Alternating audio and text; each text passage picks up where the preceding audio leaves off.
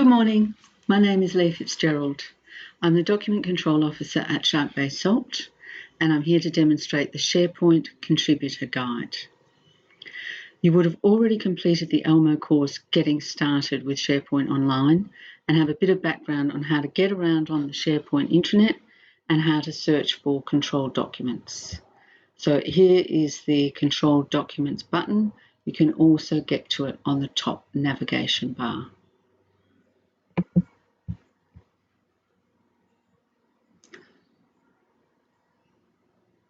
This is the search page. Please ignore search this site. That looks at the site as well, but this is the place to search for published documents. You can enter any keyword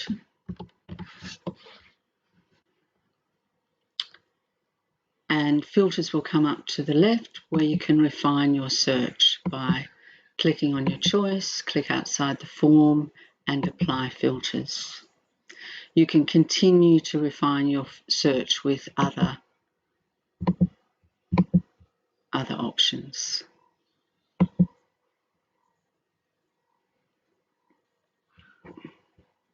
Now you can also copy and paste from an email, for example, with the exact name, and you can also copy and paste from here to an email and vice versa.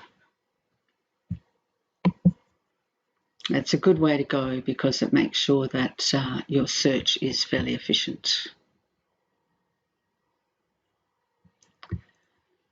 You have a My Dashboard, and here you can have a list of your favorites that are pinned. Here is your task. Whenever you get a task, you will get an email and they will also be listed here. Communications, there's an option for documents when they're published or to be sent to a distribution group, and if you're on that group, your communications will sit here, and it's basically letting you know that a document has been published or republished and asking for your acknowledgement, or it just notifies you. But the most important thing for contributors to understand is the document lifecycle. All contributors have on the left navigation bar, they have a menu with Draft Library. And you can come here and go to your folder.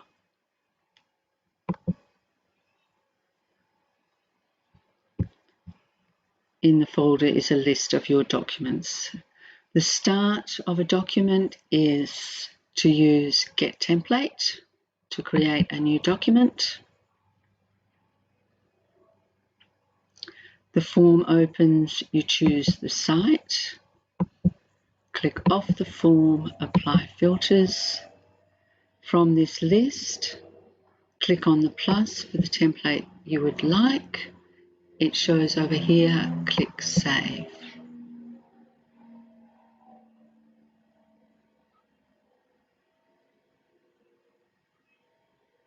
Okay.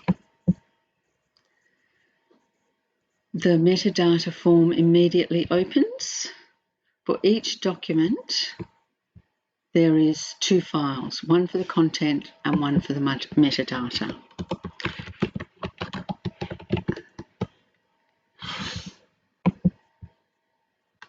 So here we put in all the information about the file. As you can see, some things have been filled in already. If you're in the correct folder, it will auto-populate with the correct site, department, information classification, owner, approver, to convert to PDF. And all you have to do is put in the document type. Let's call it a procedure. Review timing and revision number can be left for the system and is best left for the system to manage. The function and activity are very handy for search terms. but are not essential. So then we save and check in file.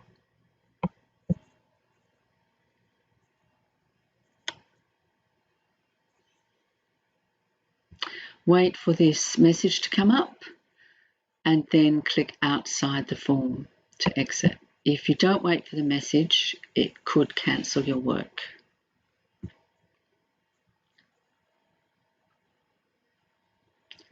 The next step is to generate a document number, and this action cog lists all the workflows, all the remaining workflows in the document lifecycle. Only the generate document number is available. That's the next step.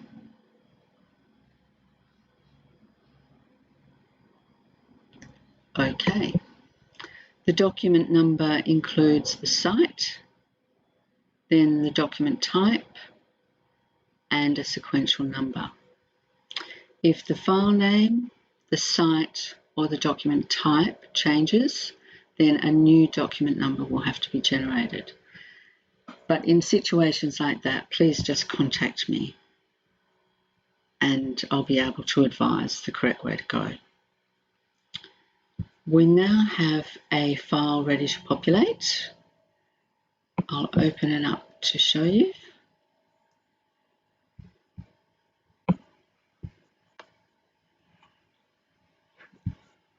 And our view is not correct. We want it in print layout.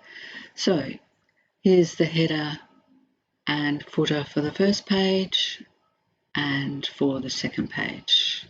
So all that is ready for the system to add the correct document control. If you have content already prepared, you can just select all, Control A, delete, and copy in the content that you have. If not, and you are going to start typing in, then it's best to check it out first. SharePoint monitors every change you make, and you could soon exceed the 500 minor versions allowed.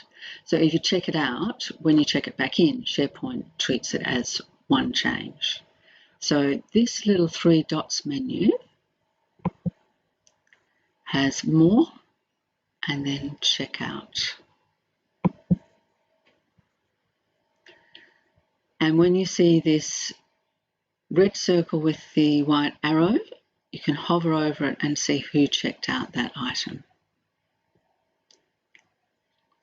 Once you have all your content completed, you can check it in either from within the document, there's a prompt, or you can go back to the same menu and you have check-in or discard checkout. But if you use discard checkout, you will lose all the changes during checkout. Just use minor version and brief. It's really not that important what you put there, but it might be helpful for you to look back on later.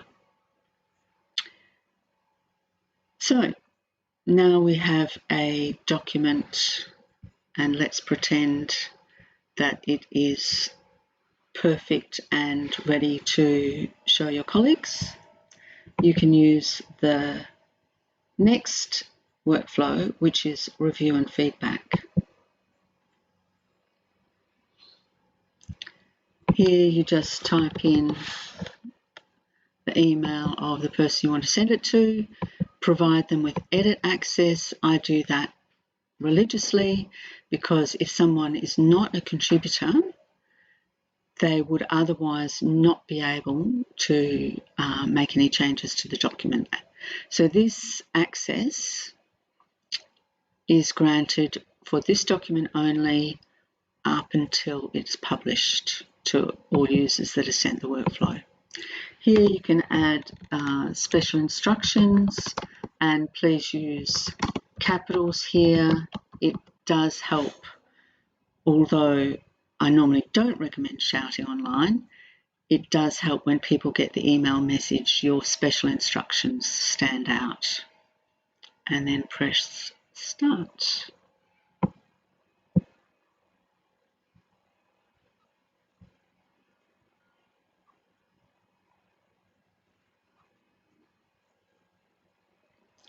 You can send the review and feedback to as many people as you wish. However, it's a maximum of 10 per workflow. If you need to use a second workflow, you'll see the menu changes slightly. It's not going to let me show you right now.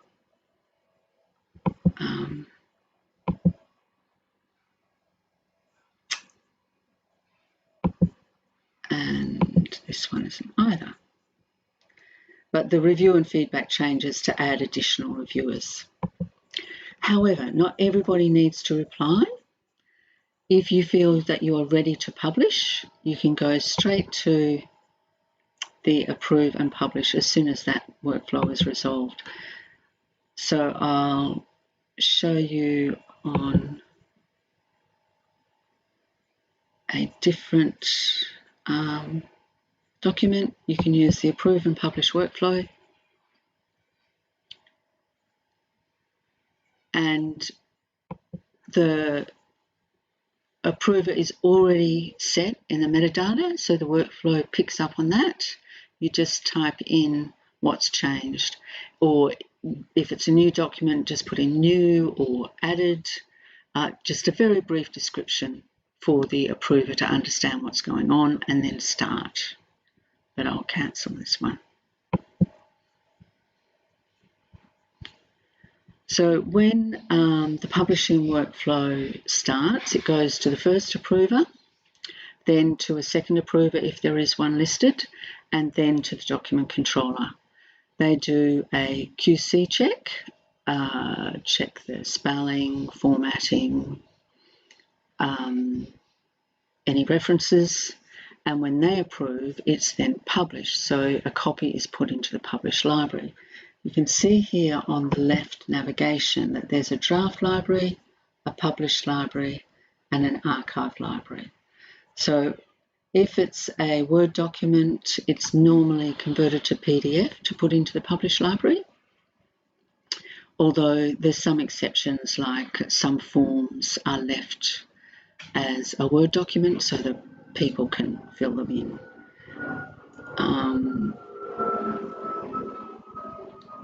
Now, the published library is what all the visitors see when they go to the search page. So when you search for a document here, you're searching the published documents, and there's no access to the draft library. So visitors do not see the draft library, only contributors can see the draft library. So now that you have a published document, you could choose to distribute it, and if you do want to use the feature where we can send an email of a notification to a distribution list, just contact me and I can set that up for you. You also may want to share the file. You wouldn't share the, well, maybe you'd share the draft file with another contributor. So here on your 3 dots list, what I'm going to say is don't use share. It can mess with the permissions. So what we advise is that you use copy link and then paste that into a message, into an email or other type of message. Now, you may decide that a document needs updating. If it's a document that doesn't belong to you, then we have the suggestions option. So the suggestions are here. You can put in a suggestion anytime about any document at all, create a new suggestion, let the owner know that some changes are required, and that suggestion also goes to the document controller. However, if it is your document, you can directly make the changes. So the way to do that is to start with sending a review and feedback to yourself, and that will add a note to the audit history that some changes are about to be made. I'll cancel that. Then you open the draft document, apply track changes immediately, go to review, track changes, and then make whatever changes you need to. If you need to check it out, fine, check it out. If you need to send it to other people for review and feedback, do that. When you're ready for the changes to be published, go to the approve and publish workflow and start that. In this case, you leave the track changes on, and the document controller, once the approvers have seen the changes with track changes, then it goes to the document controller and they will take the track changes off and prepare it for publishing. So the next part of a document lifecycle is when it is no longer needed, and we have a workflow for that. We generally don't delete, and if a document number has been generated, we definitely don't delete. We use approve archive, and that goes to the same approvers list. If you have a replacement document number, please put it in here and the reason for archiving, and then just press start. I'll cancel this one. Now, when a document is archived, it is still retained so that it can be reinstated any time. So the draft library version has the status change from enabled to not enabled. The published library copy is removed and a copy is put into the archive library so it can be referenced. So anytime that a document needs to be reinstated, you can simply contact me and I'll be able to process that for you.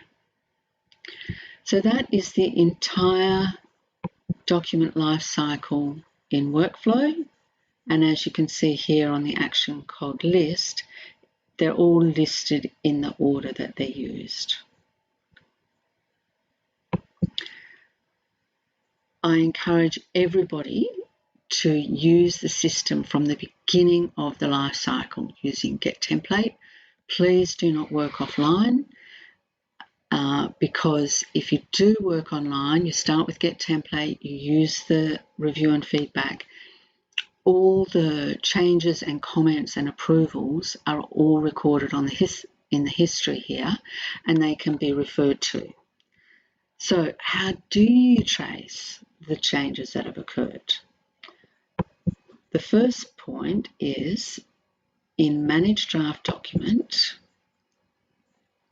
there's a tab called Audit History.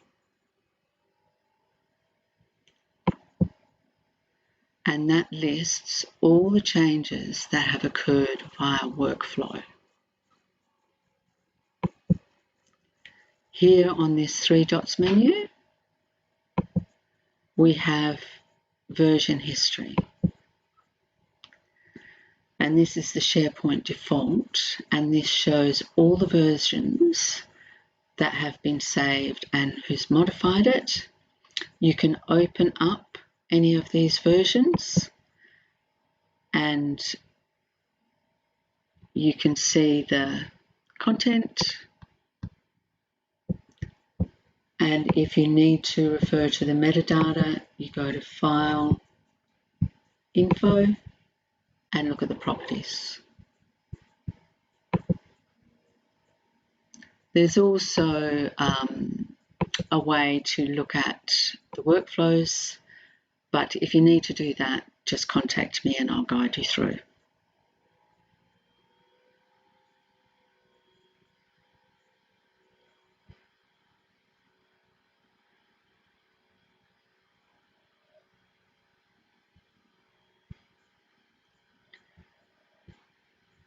Now, alerts. Because we have many contributors and all the contributors have access to the folders, it's suggested that you set an alert. Up here on the command bar, there's 3 dots and you'll see Alert Me.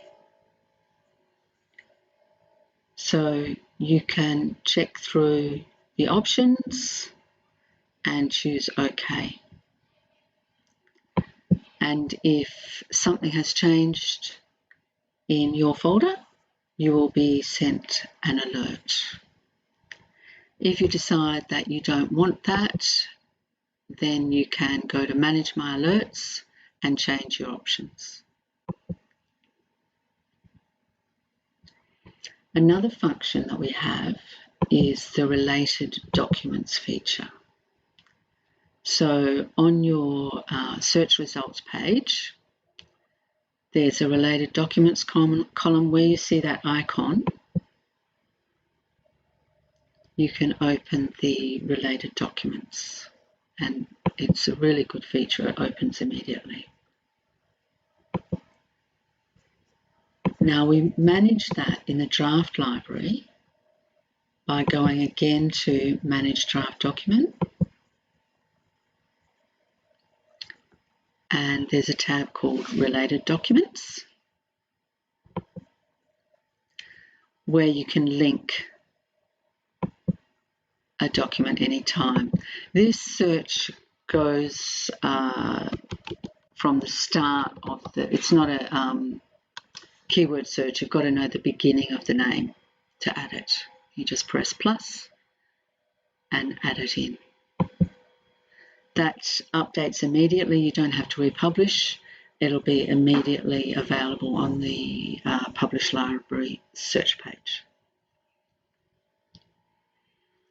Another part of SharePoint that contributors will be involved in is the registers, and they are from the intranet home. You've got the group registers and site registers.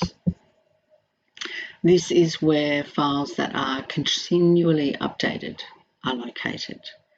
There's access permissions related to editing them, and if you need access, let them know.